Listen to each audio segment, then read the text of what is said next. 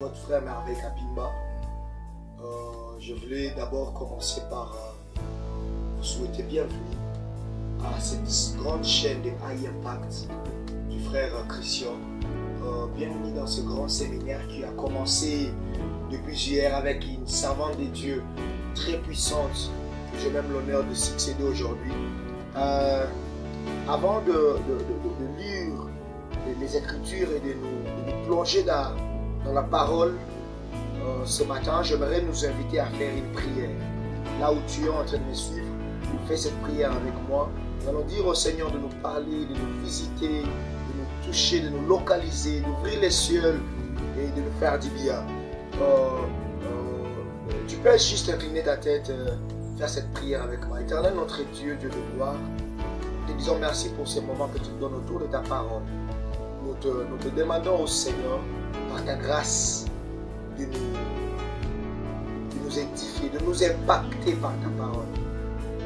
Père, ouvre ton ciel et déclenche une atmosphère céleste en cette nuit, afin qu'une vie soit touchée et transformée par la puissance du Saint-Esprit pour la gloire de Jésus-Christ. Je vous prie. Amen. Ok. Comme vous le savez, depuis hier, on est en train de décortiquer sur un thème très important d'ailleurs, qui est intitulé les renouvellements de l'intelligence. Les renouvellements de l'intelligence. Et je serai en train de lire la même portion qu'hier. Nous sommes dans le livre des Romains, l'épître de l'apôtre Paul aux Romains, chapitre 12. Le verset 1er et le verset 2e. Je préférerais commencer par les versets 1er. Tout à l'heure, vous allez comprendre le pourquoi. Le verset 1er et le verset 2e. Je serai en train de lire au nom de Jésus. Je vous exhorte donc, frères, par les compassions de Dieu, à offrir vos corps comme un sacrifice vivant, saint, agréable à Dieu, ce qui sera de votre part un culte raisonnable. Ne vous conformez pas au siècle présent, mais soyez transformés par le renouvellement de l'intelligence, afin que vous discerniez quelle est la volonté de Dieu, ce qui est bon, agréable et parfait. Amen. Le renouvellement de l'intelligence. Quelque chose que j'aime, avant de comprendre le deuxième verset, j'aimerais bien commencer par le premier, qui est que là où l'apôtre Paul est en train de nous exhorter, disant, ne vous conformez pas au siècle présent. Il commence d'abord, il dit, offrez vos corps, voilà. Il dit, offrez vos corps comme un sacrifice vivant pour Dieu. C'est-à-dire, avant de comprendre ce qu'il voulait, il voulait dire par ne vous conformez pas au siècle présent. On devrait d'abord comprendre pourquoi il dit, pourquoi il nous demande d'offrir le membre de nos corps, d'offrir nos corps pour Dieu. Parce qu'en fait, dans l'homme, il y a deux choses qui se battent. Il y a la nature du corps, la nature adamique, et il y a la nature de l'esprit. Et j'aimerais commencer par dire à quelqu'un ceci. Ce qui rend le corps à l'aise, rend l'esprit mal à l'aise. Et ce qui rend l'esprit à l'aise, rend le corps mal à l'aise. Voilà pourquoi quelque part l'apôtre Paul est en train de dire, je traiterai durement mon corps, afin de ne pas satisfaire au désir de la chair. Au désir de la chair. Je vivrai selon l'esprit pour ne pas satisfaire les désirs du corps. Vous voyez? Donc, ce qui rend à l'aise le corps, rend mal à l'aise l'esprit. J'aimerais dire à quelqu'un, si tu veux plaire au Saint-Esprit, si tu veux plaire à Dieu, Dieu est esprit. Si tu veux plaire à l'esprit, tu dois déplaire au corps. Tu ne peux pas plaire ton corps et plaire au Saint-Esprit au même moment. Soit tu choisis de plaire à l'esprit, soit tu choisis de plaire à ton corps. Et l'apôtre Paul, sachant que plaire à l'esprit est très important que plaire au corps. parce que en plaisant au corps, nous nous attirons je peux dire, nous nous attirons que les ennuis, nous nous attirons que l'enfer, nous nous attirons le malheur, nous attirons la souffrance, mais en plaisant au Saint-Esprit, nous nous attirons non seulement le centuple sur la terre, mais nous nous attirons aussi une assurance d'arriver au ciel un jour, de voir Christ un jour, de rencontrer dans les airs un jour. Voilà pourquoi j'aimerais dire comme l'apôtre Paul ce matin, offrons nos corps comme sacrifice à Dieu. Et il augmente, il dit, c'est là même un culte agréable au Seigneur. Alléluia. Un culte agréable au Seigneur. Et puis, au deuxième verset, il augmente, il dit, ne vous conformez pas au siècle présent, mais soyez renouvelés, soyez transformés par le renouvellement de l'intelligence. Les termes utilisés là-bas, c'est les termes, métamorphosés. Il dit, soyez métamorphosés, soyez transfigurés par le renouvellement de l'intelligence. Le terme métamorphose veut tout simplement dire quitter d'une nature vers une autre par un processus. Je répète, quitter d'une nature vers une autre par un processus. Alléluia. J'aimerais dire à quelqu'un, celui qui peut voir un papillon qui vole ne peut en aucun cas savoir que ce papillon qui vole était autrefois une chenille qui rampe. Mais une chenille qui rampe devient un papillon qui vole par la métamorphose. J'aimerais dire à quelqu'un, peut-être aujourd'hui tu n'es qu'une chenille qui rampe. Quand je dis ramper, je vois la bassesse. Quand je dis ramper, je vois le niveau trop bas. Mais pour que tu voles, pour que tu atteignes la maturité, pour que tu atteignes le niveau qu'il te faut la métamorphose, il te faut la transformation. Est-ce que quelqu'un peut mettre sa main sur son cœur et dire, Seigneur, transforme. Seigneur, fais-moi subir ta métamorphose. J'aimerais quitter la nature basse à la nature de la maturité ou la nature trop élevée. Alléluia. Soyez renouvelés, soyez transformés par le renouvellement de l'intelligence. Mais tout commence par le fait de ne pas se conformer au siècle présent. Tu ne peux pas être transformé en te conformant à ce siècle. L'apôtre Paul disant cela savait que ce siècle a beaucoup d'abus. Ce siècle a beaucoup de choses qui nous empêchent à être agréables à Dieu. Ce siècle a beaucoup de choses qui nous empêchent à subir cette métamorphose de Dieu.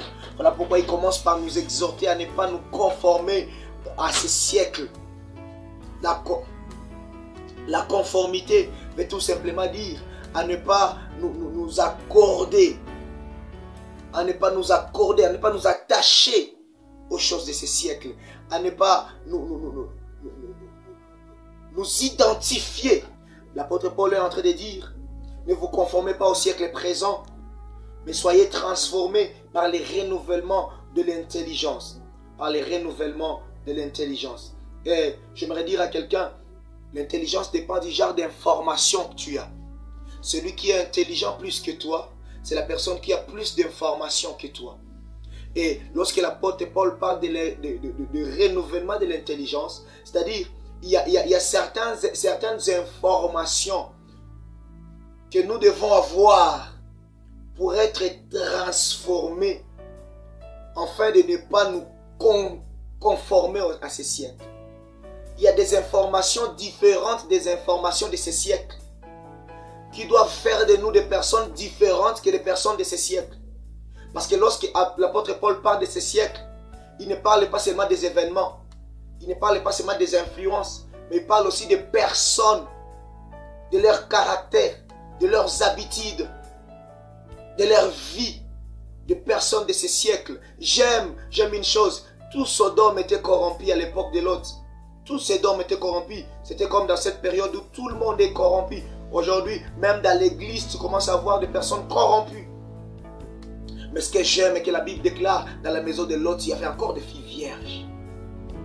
Même si tout Sodome était corrompu, mais dans sa maison, il y avait des filles vierges. Ma prière, c'est ce matin, que malgré que ce siècle est corrompu, mais que Dieu se conserve encore de personnes vierges. Quand je parle de la virginité, je parle de non-conformité à ce siècle. Je parle de non-adaptation à ce siècle. Alléluia. Est-ce que quelqu'un peut dire avec moi, Seigneur, même quand ce siècle sera corrompu, conserve-moi vierge pour toi. Conserve-moi pur pour toi. J'aimerais dire à quelqu'un, et pour que cela arrive, tout dépend du genre d'informations que tu as. Quelles sont les informations que tu as? Parce que la Bible parle de renouvellement de l'intelligence. Et je vais vous dire que l'intelligence dépend des informations. Or, nous avons reçu une information. Et cette information a transformé notre vie. Cette information a transformé notre entendement, notre façon de voir les choses. Cette information a transformé notre caractère. C'est l'information que Christ est le Seigneur et le Sauveur de notre vie. Il est mort pour nous. Nous ne nous sanctifions pas par obligation. Nous nous sanctifions pour honorer celui qui a donné sa vie pour nous. Nous offrons nos corps, nous offrons le membre de nos corps à lui pour l'honorer, pour honorer l'œuvre rédemptrice de la croix. Et j'aimerais dire à quelqu'un ceci, avant d'aller plus loin. L'évangile t'a peut-être conduit à Christ. L'évangile t'a peut-être convaincu de suivre Christ. Mais l'évangile ne t'apportera jamais la crainte de Dieu. Ça, je sais que ça va te choquer, mais je vais t'expliquer.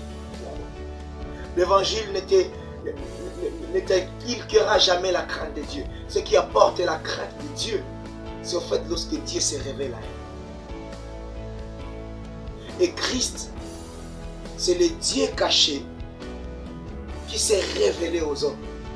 Parce qu'Ésaïe est en train de dire, on l'appellera Emmanuel, qui veut dire Dieu au milieu des hommes. C'est qui envoya Christ, sa vie, son sacrifice, son amour inconditionnel. Cela doit nous amener à craindre Dieu. Je me rappelle un jour, alors que Pierre, après la mort de Christ, Pierre va retourner dans la pêche. Et puis lorsque Christ est ressuscité, il déclare, il les a apparus. Et Pierre était nu. Ils ont commencé à parler avec le Seigneur. Ils ne savaient pas que c'était le Seigneur. Et aussi longtemps qu'ils ne savaient pas que c'était le Seigneur, rien ne s'est passé. Rien ne s'est passé. Mais lorsqu'ils ont compris que c'était Christ, la Bible déclare que Pierre s'est jeté dans l'eau. Il a dit, va plus loin de moi, Seigneur, car je suis un pécheur. Il n'avait pas peur aussi longtemps qu'il n'avait pas su que c'était le Seigneur. Mais lorsque le Seigneur s'est révélé à lui, directement la crainte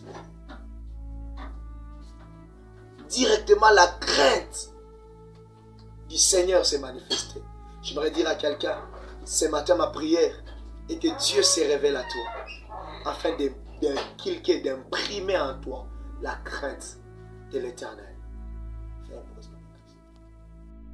Dieu se révèle à quelqu'un ce matin.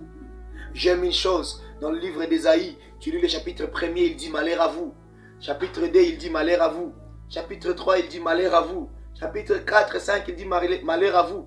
Mais au chapitre 6e, la Bible déclare Dieu s'est révélé à Ésaïe.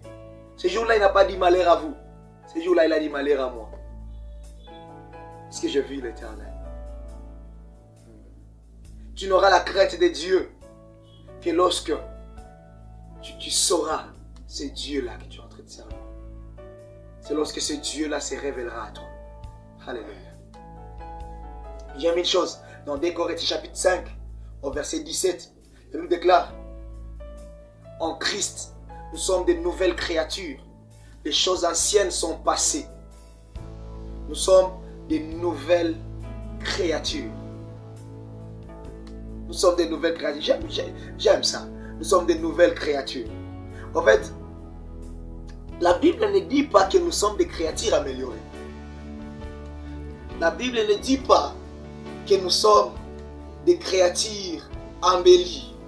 La Bible dit que nous sommes des nouvelles créatures. Parce qu'une créature améliorée, c'est une créature qui garde la même nature, mais avec des nouvelles, avec de nouveaux éléments tout autour. Mais une nouvelle créature veut dire non seulement la même nature, mais aussi non seulement la nature différente, mais aussi une différente identité. Lorsque la Bible déclare que nous sommes en Christ de nouvelles créatures, c'est-à-dire nous avons en Christ de nouvelles natures et de nouvelles identités. Alors que ce siècle a la nature du péché, alors que ce siècle a la nature de toute souillure qui puisse exister, alors que dans ce siècle, il y a de mauvaises influences. D'ailleurs, dans Luc chapitre 10 au verset 3e, la Bible est en train de dire, là c'est Christ qui parle, il dit, je vous envoie comme des agneaux au milieu des loups. Ce n'est pas que nous sommes agneaux, mais nous sommes devenus agneaux en Christ. Parce que avant on était aussi des loups. On a changé de nature, on est devenu agneaux. Maintenant, il nous envoie au milieu de ceux-là qui gardent la même nature. Ceux-là qui sont des loups. Non seulement ils vont nous combattre, mais aussi ils vont chercher à nous influencer. Voilà pourquoi j'aimerais parler aux jeunes. Tout autour de toi, il y a de mauvaises influences. Tu vois des amis qui font cela, des copines, des copains qui font ceci, l'impudicité, la masturbation, qui est comme une prison qui a pris captif beaucoup de jeunes. Aujourd'hui, l'homosexualité, n'en parlons même pas. Mais j'aimerais dire à quelqu'un, même si nous sommes au milieu des loups, mais n'oublions pas que nous sommes des agneaux. Même si nous sommes au milieu des pécheurs, n'oublions pas que nous, on n'est pas pécheurs. Alléluia. J'aimerais dire à quelqu'un, si la Bible nous appelle la lumière du monde, la Bible ne peut pas nous appeler lumière là où il n'y a pas de ténèbres. Il faut qu'il y ait les ténèbres pour que la lumière soit remarquable. J'aimerais dire à quelqu'un, si Dieu t'a placé dans un environnement rempli de pécheurs, si Dieu t'a placé dans un environnement rempli de ténèbres, c'est pour que ta lumière luise. C'est pour que tu éclaires. Et je sens un fardeau de parler à la jeunesse ce matin. Laissez-moi être libre, parler librement à cette génération remplie de gens qui ne savent pas Dieu. Il y a même ceux-là qui partent à l'église, mais qui ne connaissent pas Christ. Et j'aimerais même parler aux chrétiens. Être chrétien ne veut pas aller à l'église, ne veut pas dire aller à l'église. Être chrétien ne veut même pas dire parler de Christ. Être chrétien, c'est être capable de reproduire la vie de Christ. Aujourd'hui, beaucoup de serviteurs de Dieu, surtout des serviteurs de Dieu jeunes, sont en train de courir derrière les dons de l'esprit. Mais sont rares ceux-là qui courent derrière les fruits de l'esprit. Les dons sont nombreux. Gloire au Seigneur, c'est très bien. Mais où sont ceux-là qui gardent les fruits de l'esprit? Le valeur de la vie chrétienne. Au milieu de païens, qu'on te témoigne. J'aimerais dire à un prédicateur qui est en train de me suivre, les gens n'apprendront pas seulement par ce que tu auras à dire. Les gens apprendront aussi par ta qualité de vie. Ne nous conformons pas au siècle présent. Dans ce siècle, on peut servir Dieu et servir le diable au même moment. Dans ce siècle, on peut servir Dieu à la chair. Être un bon serviteur de Dieu à la chair. Être un bon impudique en dehors de la chair. Dans ce siècle, on peut être un bon chanteur dans la chorale et être un bon masturbateur en dehors de la chorale. Mais je suis venu parler comme une voix évangélique à quelqu'un. Tu ne dois pas continuer à te conformer à ce siècle. Tu ne dois pas continuer à te conformer à la saleté, à l'impureté de ce siècle. Rappelle-toi, dans mon introduction, j'avais dit combien les filles de Lot, quelle que soit la corruption de Sodome, mais elles ne se sont pas conformées. elles ont gardé leur pureté, elles ont gardé leur virginité. Ah, ma prière ce matin est que Dieu nous aide.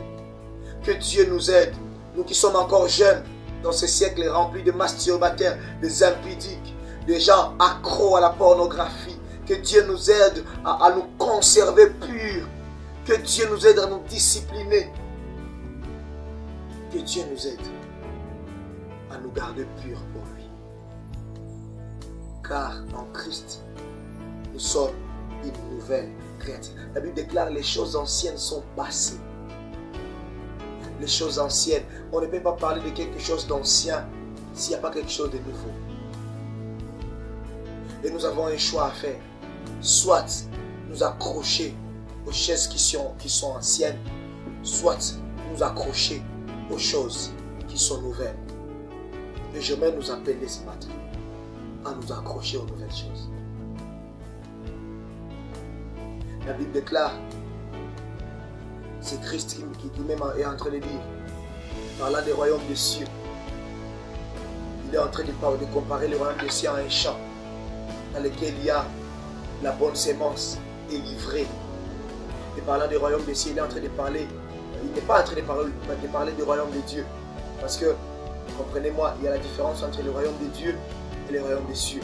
Le royaume de Dieu est limité aux créatures célestes, les anges, les 24 vieillards.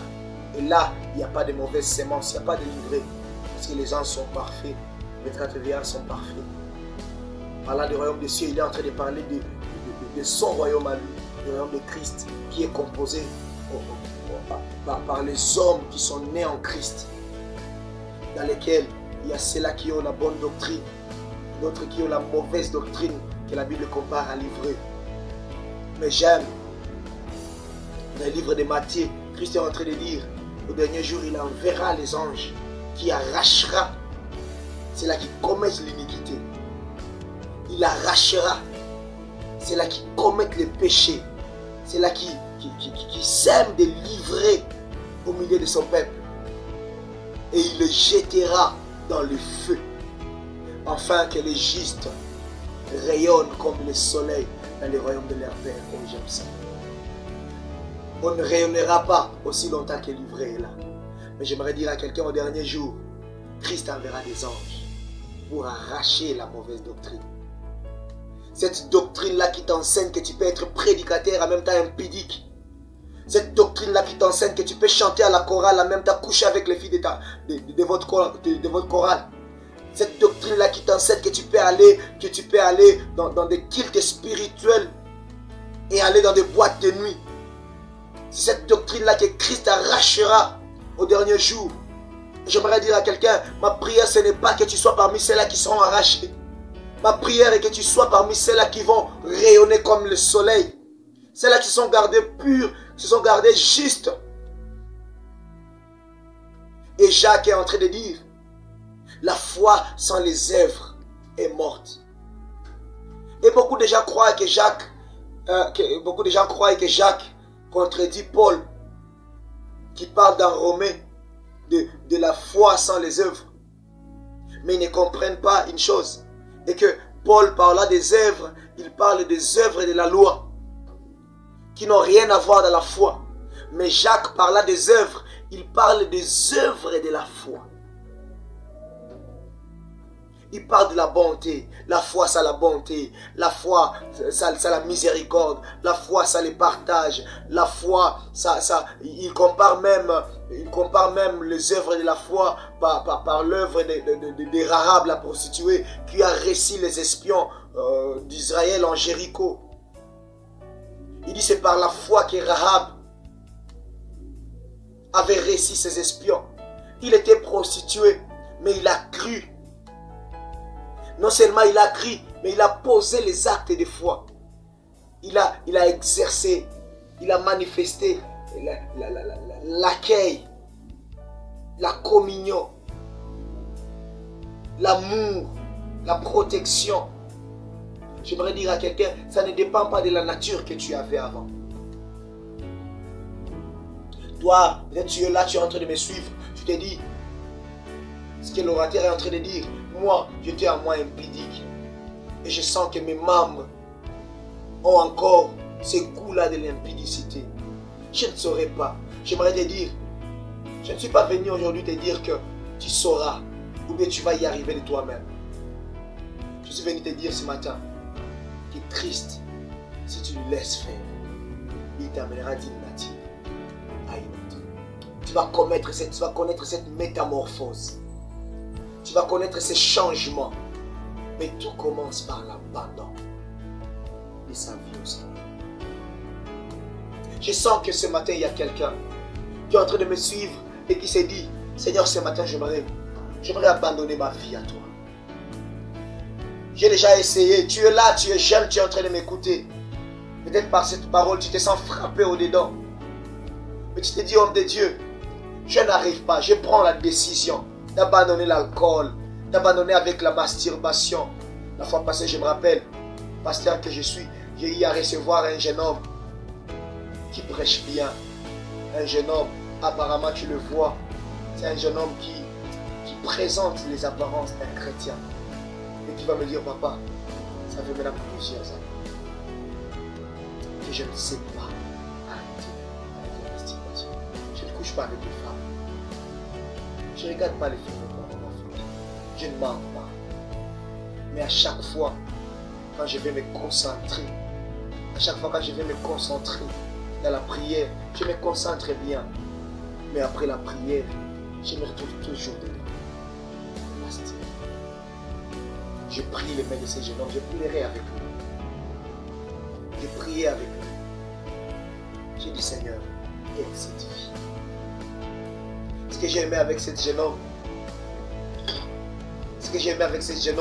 c'est le fait non seulement de reconnaître, mais aussi d'être brisé au-dedans de lui. La repentance, ce n'est pas d'abord lorsque tu pars. La repentance commence par ces regrets. La repentance commence par cette envie d'abandonner. La repentance commence par cette souffrance que tu sens au-dedans de toi. Les jeunes, j'étais en train de suivre un homme de Dieu qui avait dit, si ta conscience ne t'empêche pas de faire quelque chose de mauvais, alors ta conscience t'empêchera de dormir après avoir fait cette chose. La repentance, lorsque tu n'as pas sommeil, lorsque tu te dis ce que je fais n'est pas bien. Et j'avais prié avec ce jeune homme, je pleurais avec lui. Et gloire à Dieu, j'ai senti au-dedans de moi une assurance que Dieu est en train de délivrer sa vie. Alors qu'on était en train de prier, le Saint-Esprit est descendu. Le jeune homme était même touché par la présence de Dieu. Il est tombé. Et c'est après que je vais découvrir que c'était des esprits mauvais. C'était chez moi à la maison, j'ai commencé la délivrance. Et aujourd'hui, c'est une autre personne. Plus jamais la masturbation.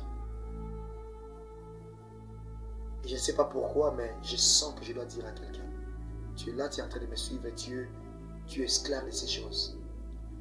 Il est temps que tu accueilles le Saint-Esprit pour ta délivrance. Il est temps que tu laisses Jésus prendre cette décision à ta place. Tu as pris des décisions, mais tu les as désobéies. Tu t'es fixé des disciplines que tu n'as pas respectées. J'aimerais te dire, il est temps que Christ prenne ces disciplines à ta place. Toi, abandonne-toi juste à lui. Abandonne-toi juste à lui. J'aime une chose. Alors que Joseph s'est retrouvé en Égypte, quelque chose s'est passé.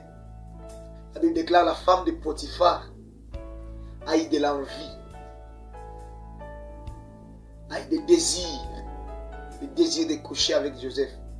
Elle est tombée amoureuse de Joseph. Je ne sais même pas si c'était de l'amour, je ne parlerai pas de l'amour.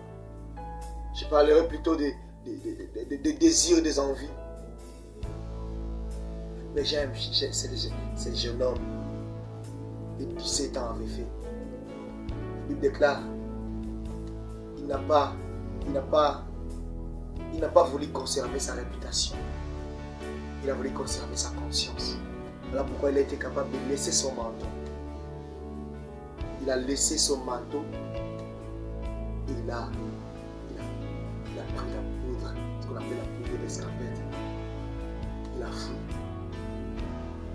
Il a accepté la prison physique et pas la prison spirituelle. Il a refusé de coucher avec la femme de Potiphar pour conserver son intimité avec Dieu, pour conserver sa relation avec le Seigneur. J'aimerais dire à un rêveur comme Joseph, tout ce que tu n'as pas vu dans ton rêve, si ça se présente dans ton parcours, fuis. Le jour où tu étais en train de rêver tes frères te servir, le jour où tu étais en train de rêver ton père s'incliner au-devant de toi, tu n'as pas vu la femme de Potiphar dans ses rêves. Tu ne t'es pas vu en train de coucher avec elle. Alors si cette opportunité se présente, même s'il te promet le valeur dans sa maison, il te promet la promotion au travail, fuis cela mon frère.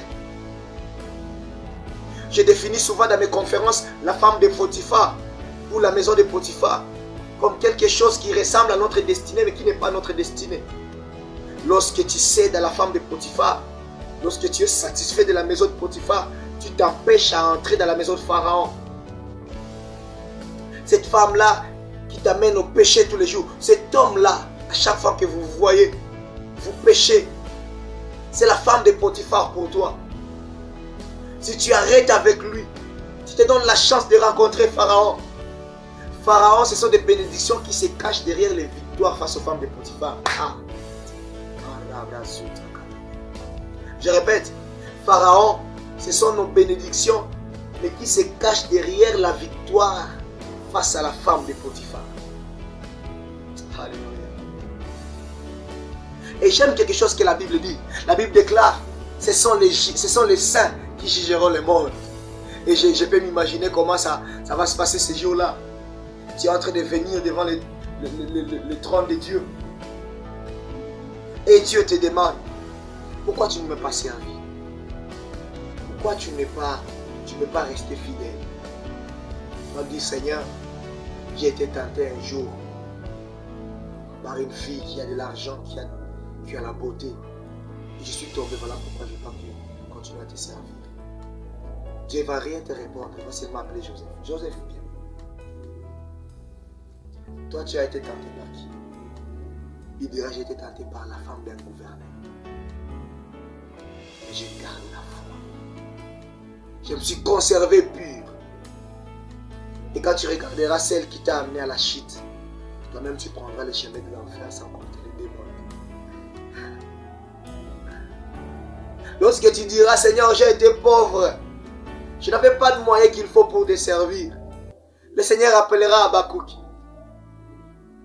Il dit, Habakkuk, il se présente, il dit, moi j'étais sentinelle. Je n'avais pas de salaire qu'il faut.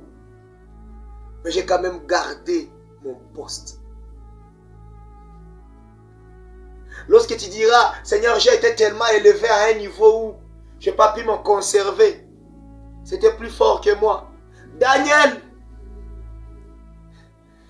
qui a été nommé le chef de tous les sorciers et les conseillers du roi. Les conseillers du roi.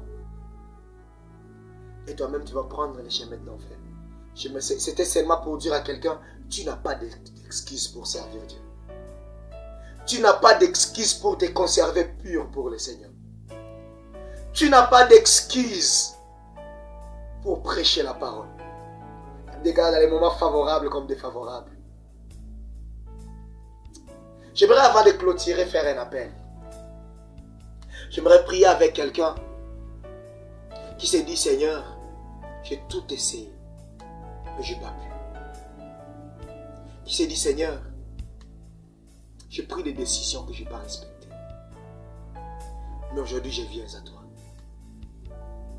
Seigneur, s'il faut prendre une décision, prends-la à ma place. S'il faut prendre certaines disciplines, Seigneur, amène-moi à les faire. Je ne vais pas les faire de moi-même. Je l'ai fait plusieurs fois. Je n'ai pas réussi. Seigneur, aide-moi. Quelqu'un qui se dit, Seigneur, aujourd'hui, je me soumets à toi. Aujourd'hui, je m'offre à toi, mon corps, tous les membres de mon corps. Je les offre à toi. Fais de moi ce que tu veux. J'aimerais dire à quelqu'un, nous sommes comme de l'argile entre les mains de potier. C'est lui qui nous donne une forme. Et j'aimerais parler à une vie qui n'a pas de forme. Ce matin, tu as besoin de Jésus. Là où tu es, mets ta main sur ton cœur et répète ces paroles avec moi. Dis Seigneur Jésus, je viens à toi. Après avoir écouté ta parole,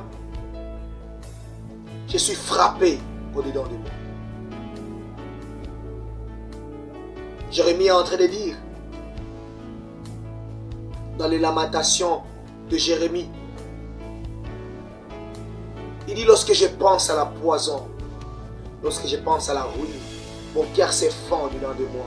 Et ce qui me redonne de l'espérance, et que les bontés de l'Éternel s'élèvent. Dis avec moi, Seigneur, renouvelle ta bonté pour moi. Dis avec moi, Seigneur, j'ai tout essayé. Mais ce matin, je te remets ma vie. Je te remets les membres de mon corps comme sacrifice. Seigneur, je place ma vie sur l'autel des sacrifices ce matin. Prends-moi. Transforme. J'aimerais connaître cette métamorphose. Moi qui suis une chenille qui ne fait que ramper dans la bassesse. J'aimerais que tu m'amènes à devenir un papillon qui va voler. S'il te plaît, Seigneur. Ouvre mon cœur. Viens et fais de mon intérieur ta demeure. J'aimerais être ton esclave, Seigneur. L'esclave n'a pas de volonté. Un esclave n'a pas de choix. J'aimerais vivre tes choix. J'aimerais vivre ta volonté. Aide-moi, Seigneur. Dans le nom de Jésus. J'en suis prié. Amen. Là où tu es, tu as fait cette prière. Crois-moi, tu es enfant de Dieu. Si tu n'avais pas encore reçu Jésus, tu viens de le recevoir. Il vient d'entrer dans ta vie. Il vient de faire de toi une nouvelle créature. Et je sais que à partir d'aujourd'hui, tu commences une marche vers une nouvelle identité. Tu l'as déjà d'ailleurs. La marche vers une nouvelle nature. La marche vers le ciel. Bienvenue dans la grande famille des enfants de Dieu. De toi qui étais enfant de Dieu mais rebelle. Toi qui ne plaisais pas au Seigneur, mais qui vient de faire cette prière. Sache bien que la Bible déclare dans le livre d'Ésaïe, venez et plaidons, même si vos péchés sont rouges comme le sang, j'ai le pouvoir de les rendre blancs plus que la neige. Ce matin, Dieu te regarde et il te voit très blanc, plus que la neige.